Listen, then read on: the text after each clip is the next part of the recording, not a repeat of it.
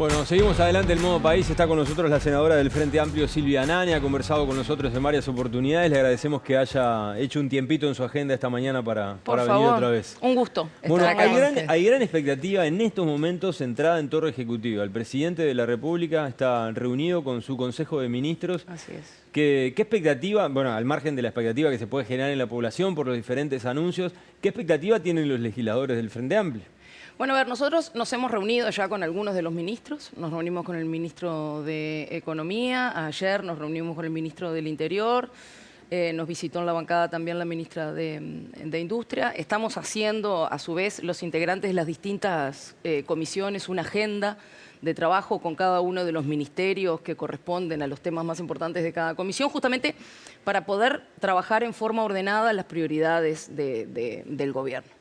Tengo entendido que hoy en el Consejo de Ministros lo que se va a hacer es, una vez terminado, digamos, el periodo de transición, los diferentes ministros y ministras de este gobierno van a hacer una puesta al día de cómo encontraron la situación de cada una de las carteras, trazar una especie de línea base de situación para poder, sobre esa línea base, poner las pautas de las prioridades que probablemente se vayan a ver reflejadas, la gran mayoría de ellas, en lo que va a ser la ley de presupuesto. Bueno, ya tienen un dato concreto del ministro del Interior, que estuvo ayer con ustedes, Carlos Negro. ¿Qué les dijo?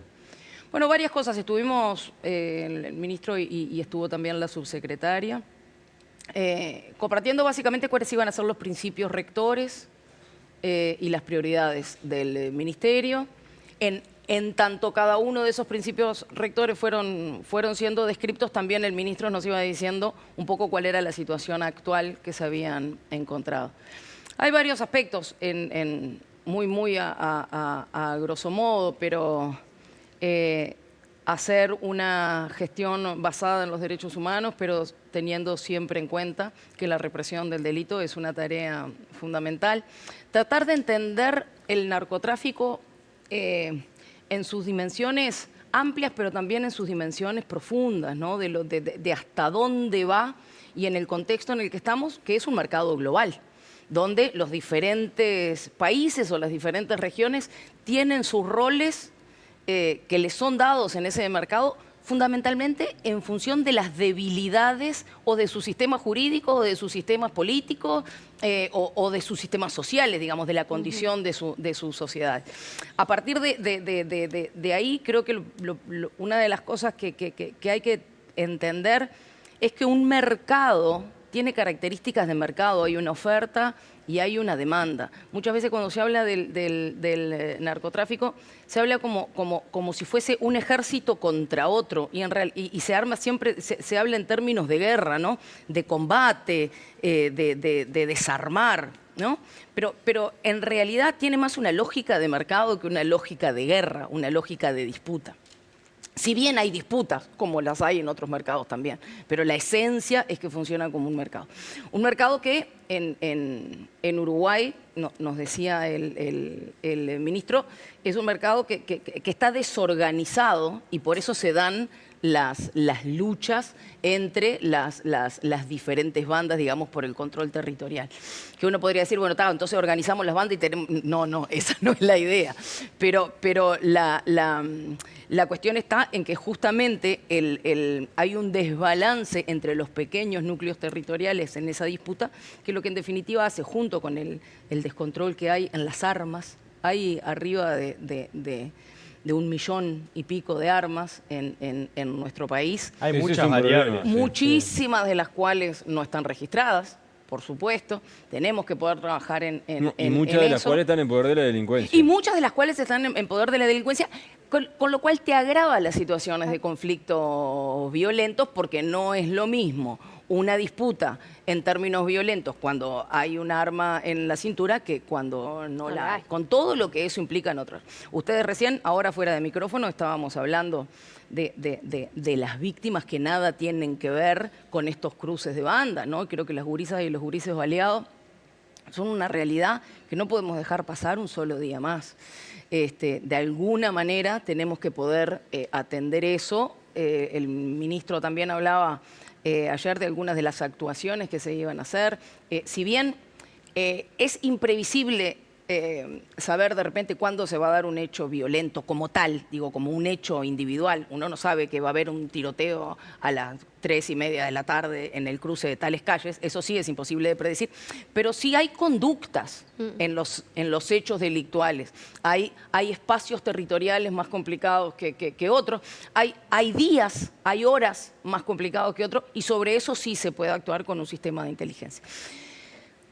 Una de las cosas que sabemos que no ha dado resultado es el aceleramiento que se dio en la prisionización, ¿no? En meter gente presa.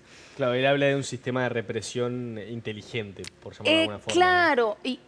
Y que inteligente no quiere decir solamente utilizar recursos de inteligencia que le competen al Ministerio del Interior. Tiene que ser inteligente con el desarrollo todo de la sociedad, ¿no? O sea, inteligente es cómo nosotros controlamos las actividades delictuales en un marco de una sociedad lo más sana posible en materia de derechos y en materia de desigualdades. Es como estratégico, digamos. Exactamente. Y ahí lo que nos decía el ministro, fíjate, una de las cifras que a mí me llamó mucho la atención, que más o menos lo veníamos llevando, pero que cuando uno lo termina viendo en términos de números y todo junto, te das cuenta de la potencia que tienen los números. Nosotros estamos con un sistema carcelario actualmente con unas 16.000 personas presas, ¿no? El año pasado fueron liberadas 10.000, pero no nos quedamos con 6.000, ¿no? Seguimos teniendo 16.000. Las tasas de reincidencia son altísimas, estamos en un 70% de reincidencia dentro de los 3 años.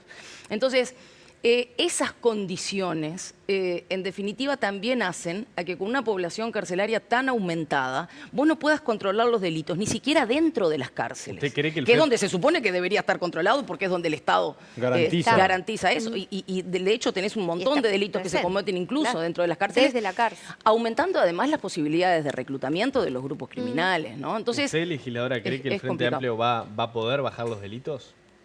A ver, el tema es qué tipo de delitos vos podés bajar, porque no se puede mezclar aserrín con pan rallado. Hay delitos que bajan yo, a ver, no soy experta en esto. He leído, he estudiado y escuché al ministro ayer, y hay cosas que cuando uno más o menos las mira en un contexto integral empiezan a tener algún sentido. ¿Se pueden bajar? ¿Han bajado los delitos de rapiña de los ómnibus, por ejemplo? Sí. También es cierto que los ómnibus no llevan más efectivo. Entonces, ¿qué le rapiñaría uno a un ómnibus? También es verdad que han aumentado las estafas a través de los teléfonos celulares. ¿Por qué? Porque es el medio que se tiene más a mano. Entonces, ¿a qué voy con eso? ¿Qué es bajar el delito? Bajar el delito es, de alguna manera, controlar sanamente en la sociedad que los hechos delictuales no solamente sean menos, ¿no?, sino que sean lo menos violentos posible.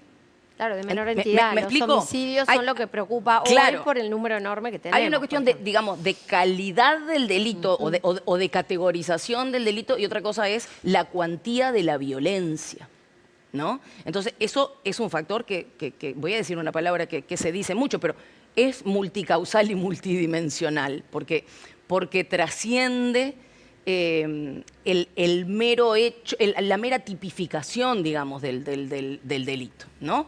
Situaciones de adicciones que uno lo tiene que agarrar por un tema de salud pública, pero también lo tiene que agarrar por un tema de inequidad, pero que también lo tiene que agarrar por un tema de acceso a los tratamientos de rehabilitación. ¿Que terminan en hechos delictuales? Sí, claro, terminan en hechos delictuales. Ahora, ¿cómo yo trato de cercar todos los otros componentes para que justamente haya menos hechos delictuales? ¿Cómo hago en los barrios lugares seguros de ida a la escuela y al liceo para los gurises y las gurisas? ¿No? Sí, claro. O sea, senadora, hay elementos que son comunitarios. Senadora, nos vamos a tener que ir, pero no nos queremos ir sin conversar 2 temas bien cortitos. No son cortitos los temas en sí mismos, pero bueno. Ley de medios. Tenemos por ahí, usted ha sido muy crítica con algunas de las definiciones que ha tenido esa ley, que se votó en agosto del año pasado. Usted ha criticado la forma en la que... Se reglamentó el 29 de diciembre. Y se reglamentó el 29 de diciembre ya después de saber también los resultados de las elecciones. Entonces, ¿cuáles son las mayores críticas y los mayores riesgos que tiene en garantías para una comunicación como debe ser libre y democrática? Varias cosas. Una de las cosas que nosotros más criticamos fueron las formas en las que se trató esa ley. A mí me tocó presidir la Comisión de Industria el año pasado y como hago siempre, en general les pido a todos priorizar, que me pasan los temas de priorización para poder ir armando la agenda. Nadie me respondió un solo mail sobre la priorización y el proyecto terminó entrando como grave y urgente una vez que la coalición de gobierno en el periodo anterior logró los votos, los metieron en una bolsa y salieron corriendo al plenario a declararlo grave y urgente el tratamiento para poder votarlo rapidito. Eso se llevó varias cosas por delante. Primero que se llevó parte de las argumentaciones de por qué habían sido los cambios. Por ejemplo, ¿por qué se regula la tecnología de una forma tan desigual? ¿Por qué los cableoperadores que entregan cable por cable coaxil pueden vender internet y los que entregan cable a través de televisión satelital no pueden? Es una cosa que no se termina de entender por qué ocurre eso.